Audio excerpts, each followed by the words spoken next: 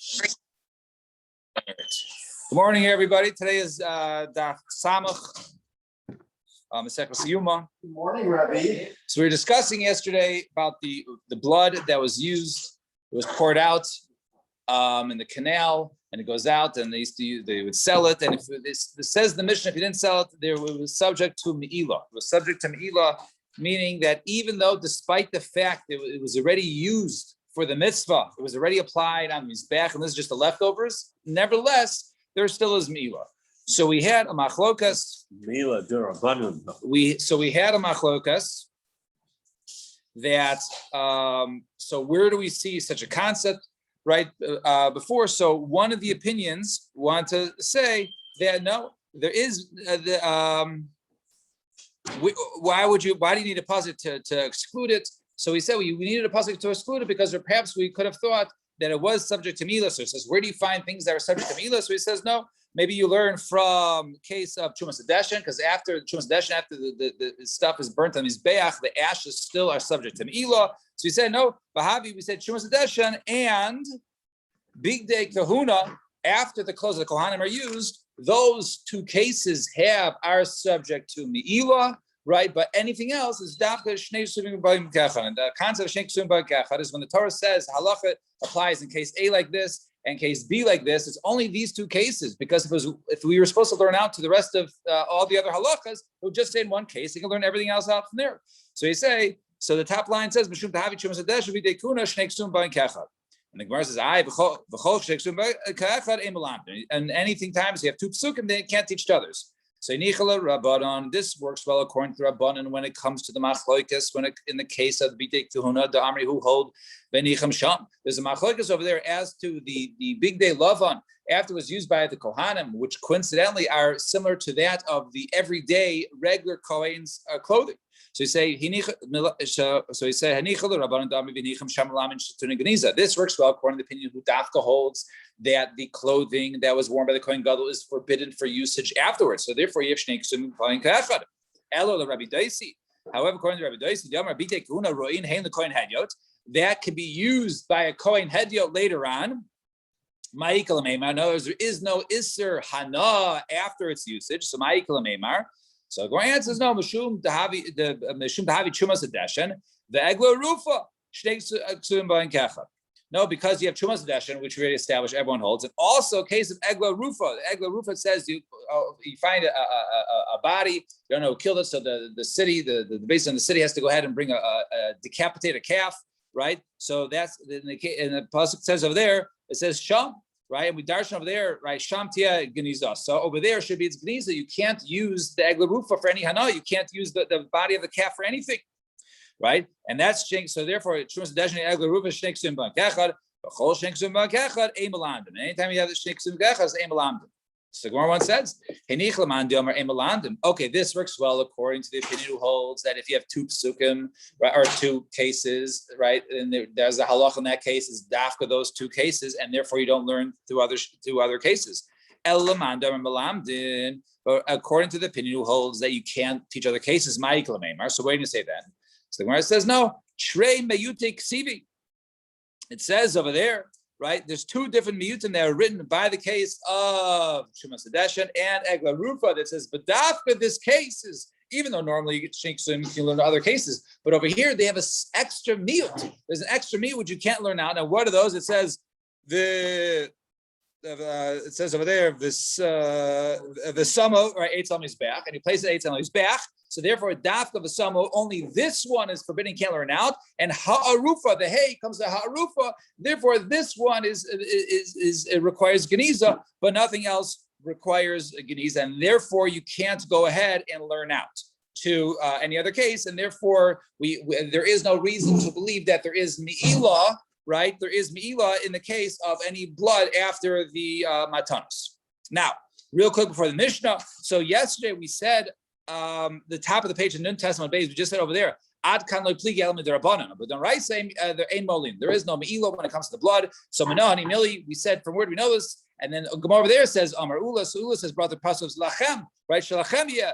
And the Rabbi Shimon darshan the chaper, the kapara nasati, right? It was for kapara. right? And Rabbi Yechon says who says who. So lifnei kapara k'leachar kapara. So it's three different psukim, and so now it says the Gemara Bahani Talasi Kroi the Dom Lamali. Why do you have three different psukim by the blood telling you, right, that is sort of saying that it's for you and it's not for Isser? So Lamali. So one is to tell you that there is no halacha by Naisar. If this blood was left over and one does consume it, he will not be violating for the halacha of Naisar. In addition to the other something else that he chai for obviously eating blood, but he would not be chai for Naisar eating something that was left over. And one would exclude me'ilah, right? There is no me'ilah, as we just discussed. That the blood is not subject to me'ilah. There is no, it's not asr b'hana. Mituma, and one is also excluded for tuma. If it becomes tameh, and one does consume it, he's not violating for the fact of consuming something which is tameh. Avalmi pigel. But in terms of to say that there is no pigel when it comes to the blood, you don't need a pasuk for that. Why? The time we learned in the Mishnah. Kol sheyesh lo matirin bein liyanda bein lemizbech chayvin alav mishum pigel. Anything that has a matir, now anything that something else is offered or is brought is done, and it creates this to become mutter, that thing is subject to pigel, such as, right, you go ahead and you do the avoda, then to make this the permit for me to be permitted to eat my meats, right, the shlamim or whatever it is. So that is subject to the isra of pigel, right? Pigel is when someone offers something with the intention to consume it on a later time. So that the halacha is a special halacha when it comes to pigel. So that only applies to something that has a matir. But in this case, when it comes to the blood, but in this case, blood is the matter. So since the blood is the trigger, therefore there is not subject to pigel. So therefore, I don't need a pasuk to say that there is no pigel when it comes to blood, because that's the general rule by pigel, right? When you learn the halachas of pigel, that the basic concept is only something that has a matir, right, is subject to pigel, but the matir itself is not subject to pigel. The matter in that case is Rika Saddam. Yes, right, correct. Yeah, and that would permit the meat. At what point is it? At what point is it not considered meal? Meaning there has to be an endpoint to the avoda for you to know whether or not it's meal or not. Well, right. So normally, up until you do the avoda, that's when something is subject to meila. But once the avoda is done, then it's no longer such because you already used it for its purpose. You already right. That's what we're saying. Yeah. Once it's so once you once you sprinkle the blood on the mizbeach, the other blood that's still in the container is no longer subject to mila. Why? Because we already performed the avoda with this blood. Even though this blood wasn't put on the mizbeach, this is getting poured out. But since the blood already shlicha to the yisod is what he's saying. Is that part of the avoda? Is that the avoda? No. So that was already no. So that's already considered after. Right. Very good. Right, because it does. You pour it through it, then it goes out to the right. It gets fertilized. Very good. Zok the Mishnah. Naya Mishnah. Kol Ma'aseh Yom Kippurim ha'omer al seder. All the Ma'aseh Kippurim we said till now is supposed to be in order. And higdim Ma'aseh lechavero lo asa klum. And if you basically went out of order, you didn't do something, right? You have to go back. It's like you didn't do it, right? It was a very specific order. Shechita the par, get the ketores, apply the blood of the par, shech the seir, right? So on and so forth. Lo asa lo klum. Higdim dam haser ledam par. Let's say you went ahead and you sprinkled the blood of the goat prior to that of the bull, then you have to go back because you did the seir before the par doesn't count. Then you did the par, so now you have to go back and do the seir again because the seir comes after the par, right? So but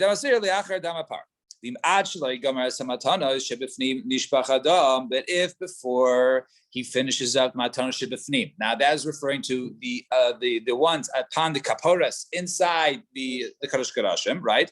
So the blood spills out. Yavi dam acher, you should bring other blood, i.e. from another animal. You have to go ahead and shech the yachzor and go ahead b'tchila b'bifnim. You have to go back and start from the beginning of the avoda of avoda b'fnim. So the avoda b'fnim we'll see is one single unit, right? V'chein behechal.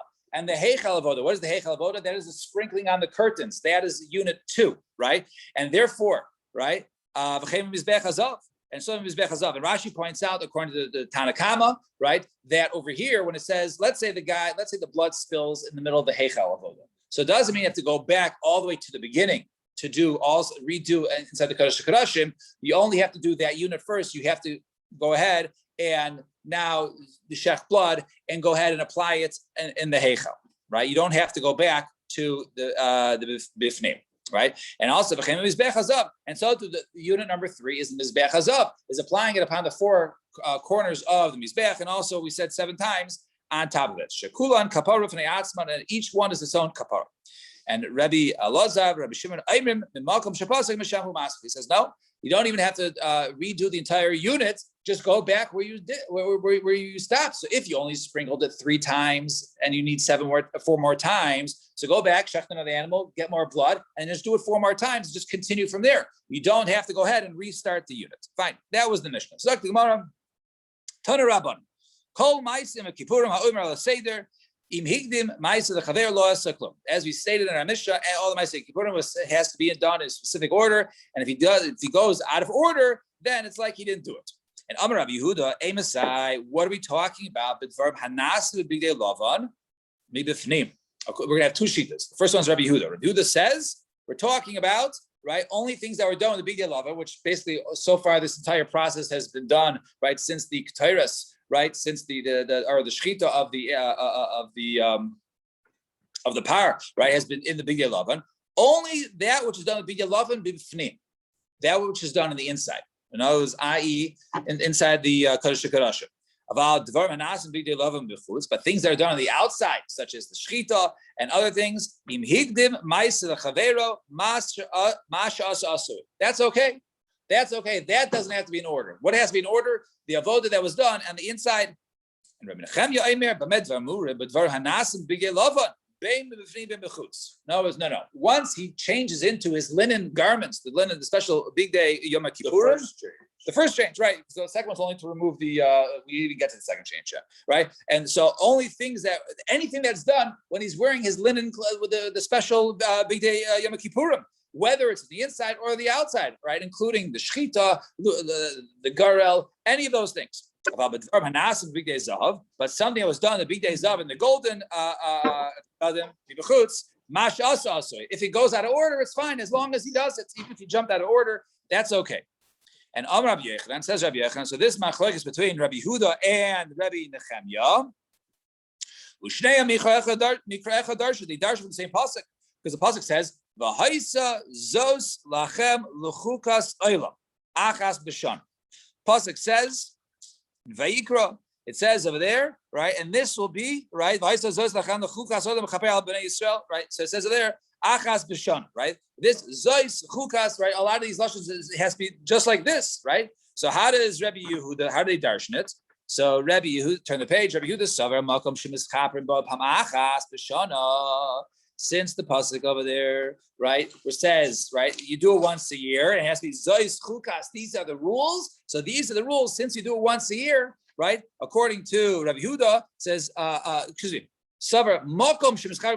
The place that is used once a year is something that has to be exactly right. So what's the place? The Kodesh HaKodashim. So therefore, anything that was done in the Kodesh HaKodashim has to be in the proper order. Rabbi Nechemya savar dvarim hamischafri behem pam achas b'shana. Right, only something that was done once a year, i.e., the avodas Yom Kippurim. So, since all of this is part of once a year, therefore, all of the stuff that was done by the Kohen Gadol with his big day lavan has to be in the proper order. So, the Gemara asks, whether it's inside or outside. Right. So the question is, Rabbi Yehuda, Malcolm Ksiv.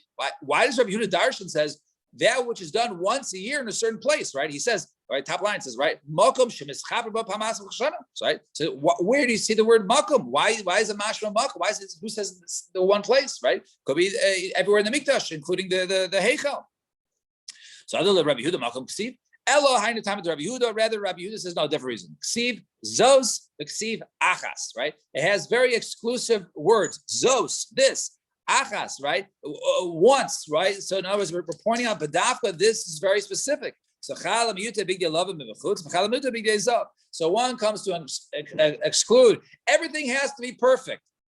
In other words, this has to be perfect. This and not anything that was done in the big days of. This and not things that were done in the big day lavan mibachutz. So since he uses 2 miyutim, so therefore he excludes the big days of. And even the avodah, the big day lavan, outside the Kodesh HaKodashim. Reb Nechemya, And what would Rachem say that? I agree with you that one of them exclude any avoda that is done in the big days of. That does not have to be in specific order. If it's done the wrong order, it's okay. It still counts. You don't have to go back and do it. And the other one has come to exclude the shirayim, right? The leftover blood that which we just discussed that is poured upon the base of the mizbeach. That is the lo ma'akve. That says, no, you have to do specific this. This has to be done properly. But even if you don't go ahead and do the shirayim, pour it out, that's okay. Rabbi Yehuda, what would Rabbi Yehuda say that? Why are you separating pouring out the shirayim, right? That's part of the avodah that was done on the outside. So if it's excluded, like all the other avodas on the outside, then everything is excluded. That's included in that. And if it's not excluded, then it's not excluded. So why are you separating it? There's no reason to have a separate drasha to say that's just referring to the shirayim as opposed to any sort of the avoda of the bigdei lavan mibachutz.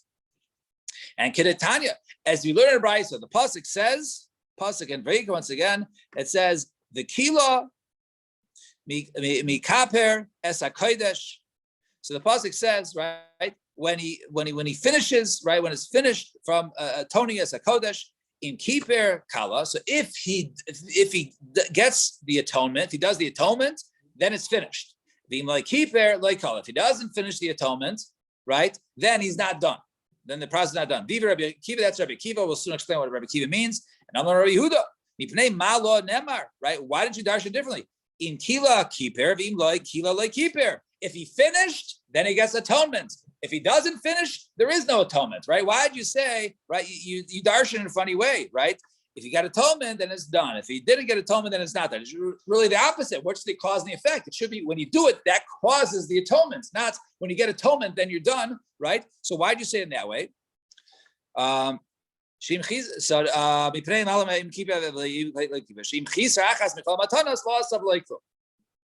it's to tell you that if you miss one step, according to Rabbi Yehuda, right, then you have not done anything properly. Right? And what does that mean? In other words, when you finish, when you finish everything, so right? Even if you miss one of the applications, you haven't finished it, right? So Rabbi Yehuda, we clearly see holds, right, that anything, right, that is not included, that the shirayim is Amrina Mai Benai. We say, what's not? So Rabbi Yechon, Rabbi Shub and Levi. So what's the machlokas between Rabbi Yehuda and Rabbi Kiva and the darshaning over there? So Chad Amar Mashmos darshan. One's Ika Benayu. One says that it's just how they darshan. Really, they say the same thing. You have to continue all of the avoda, and you have to go ahead and in order to get atonement, and the other one says once you get atonement, then you're all done, right? The other one says shirayim me'akve ikabenayu, right? And the other one says no, that the shirayim is the me'akev. In other words, that what according to Rabbi Yehuda, if he doesn't do the shirayim, he says you have to completely be finished, right? You have to completely finish and do even the pouring out. And if you don't pour it out, then you don't get kapara. As according to Rabbi Nechemia, right, he holds that no, since you already got atonement, you're done. You didn't pour it out. Well, you already got the atonement, so therefore that would be okay. That being the application on the mizbeach. No. The pouring out the shirayim on the But the other day would have been the pouring out on the mizbach hazah. Then after that is done. Correct. Then it's done. Right. Okay. The Rabbi Yochanan says, Tana Rabbi Nechemia Kediver Omer Shirayim Ma'akve. Right? Rabbi Yochanan clearly says Rabbi Nechemia holds that even Shirayim is Ma'akev. So you can't say that Shirayim, even if you didn't do the Shirayim, as long as you just finished, like you just pointed out, just with the big days with the Mizbeach Zav, okay, you're done. So as we see over here, clearly everybody, not only Rabbi Yehuda, even Rabbi Nechemia holds that Shirayim is Ma'akev. Fine. Amar Rabbi Chanina. Says Rabbi Chanina, Ketayres shechafna koydem shchitas shapar. So we had in the order, you shech the par. After he shechs the par, he goes over and he takes his double scoop of the ketayres, right? So if he did the double scoop of the ketayres before the shech in the par, loss of like flum. He hasn't done it, right? It's like, he did the shechita of the par, so he has to go back and double scoop the ketayres. So come on, who is this like? The low Rabbi Yehuda. It's not like Rabbi Yehuda. Why did Rabbi Yehuda? If it's like Rabbi Yehuda, right? With the ksiva. Because Rabbi Yehuda says only things that are done b'fnim have to be in a specific order. But if it's not, and the shechita of the par is not done bifnim, so therefore we don't care about the order. As long as he double scooped the ktaris and he shechted the par, it's no big deal, right? So he's supposed to shech the par before he does the right, Torah. right. But he went out of order. He went out of order. He but put the Torahs down, and then he went out to shech. Right. So and so we say you have to redo it. Redo it. So we say it must now be Rabbi Yehuda. Why? Because Rabbi Yehuda holds that the order doesn't make a difference on things that are done b'chutz. So the Gemara says no. Afilu Rabbi Yehuda sarich panim kibifnim. He says no. Since it's done for the purpose of the inside, the double scoop of the ktaris is for the purpose of the inside. The shechita of the par is for the purpose of the inside. Therefore, it's all grouped together. Even so, now it's that which he says that which is done b'fnim has to be in specific order. It might not only include, sprinkling the blood towards the kaparas, right? It could be also including the chafina. It could be including the shechita, all those, because those are considered to be tzarech kibifnim dami. And finally, im achleg gamar matana shebifnim nishbach adam. We saw our Mishnah says if before he's finished applying the blood spills nishbach adam. Yavi dam acher, bring another animal. V'yachzer v'yizeh. Go ahead, shecht it, get the blood, and go ahead and sprinkle it. And go back and start from the beginning. Now, if it's taka true that everything is all linked because it's it should be, you can't just go ahead and shecht another bull and bring the new bull blood in. Why? Because we know after you shecht the bull, then you do the double scoop of the kataras. So you're going out of order. And the Mishnah doesn't say you have to go ahead and restart from the beginning and do more chafina, right, and get the ktaras. So the my answer is the ktaras like kamari. We're not talking about ktaras. And you have to redo the ktaras. We just meant go ahead and shech the bull, but you would have to go ahead and restart and also redouble scoop the ktaras. All right, we'll stop here. Shkayach, everybody. Everybody have a wonderful day and a good chayda.